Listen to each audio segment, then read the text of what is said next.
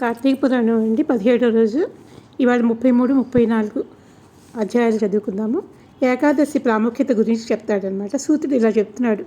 కార్తీక వ్రత ఆచరణ మహత్యాన్ని, ఏకాదశి వ్రత ఆచరణాన్ని, దాని మహిమను శ్రీకృష్ణుడి ద్వారా విన్న సత్యభామ, స్వామి సర్వకాలాలు అవయవాలుగా కలిగిన కాలస్వరూపైన మీరు ఎందుకు నెలల్లో కార్తీక మాసం తిథుల్లో ఏకాదశి ప్రాముఖ్యత అయింది అని అడుగుతుందన్నమాట ఆవిడ.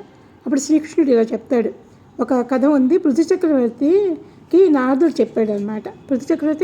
చెప్పాడు, పూర్వకాలంలో సాగతుడు అయిన శంఖుడు అనే రాక్షసుడు ఉండేవాడు. ముల్లోకాలని గజగజలాడించేవాడు. దేవతల యొక్క అధికారాలన్నీ తీసుకుని స్వర్గం నుంచి వాళ్ళని బయటికి గెంటేస్తాడనమాట. దేవతలు ఈ విధంగా అతని ఆగడాలు భరించలేక మేల్పర్వత గుహల్లో దాంకుంటారు. శంకుడు అలా కూడా తృప్తి చెందక వేదాలను కనుక మనం తీసేసుకుంటే కనుక అప్పుడు వాళ్ళకి వేదాలను చదవడానికి ఉండదు కదా అనేసి బ్రహ్మ దగ్గర నుంచి వేదాలను తీసుకెళ్ళిపోతూ ఉండగా అవి జారి పడిపోయి ఉదకం అంతే సాగరంలో పడిపోతాయి అన్నమాట. ఎలాగైనా వేదాలని దక్కించుకోవాలని బాగా వెతికినా దొరకవన్నమాట. అప్పుడు బ్రహ్మ ఏం చేస్తాడంటే పోయిన వేదాల కోసం మిగతా దేవతలను కూడబెట్టుకుని విష్ణువు దగ్గరికి వస్తాడు.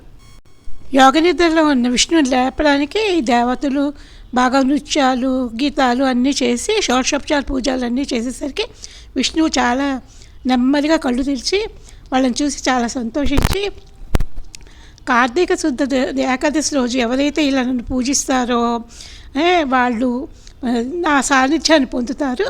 కార్తీక మాసంలో ఏంటంటే జలాశయాన్ని నేను పొందుతాను, వేదాలు అనమాట జలాశయాన్ని పొందుతాయి. అందువల్ల వాళ్ళు కార్తీక మాసంలో నదిలో స్నానం చేయడం వల్ల నన్ను పొందినట్లు అవుతుంది.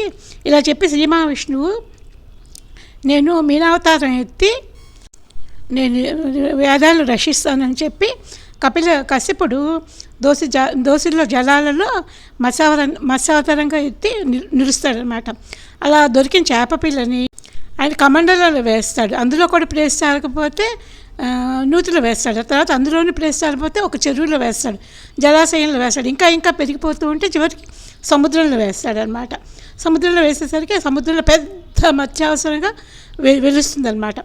అక్కడికి శంకుడు కూడా వచ్చి ఈ మత్స్యావతారంలో ఉన్న విష్ణువుతోటి యుద్ధం చేసి మరణిస్తూ నన్ను మీ ఆయుధంగా పెట్టుకోండి అంటే అప్పుడు విష్ణువు ఏం చేస్తాడంటే ఆయన శంఖ ఆయుధంగా పెట్టుకుంటాడు అనమాట. శంకుడు శంఖాయుధంగా ఉంటాడనమాట.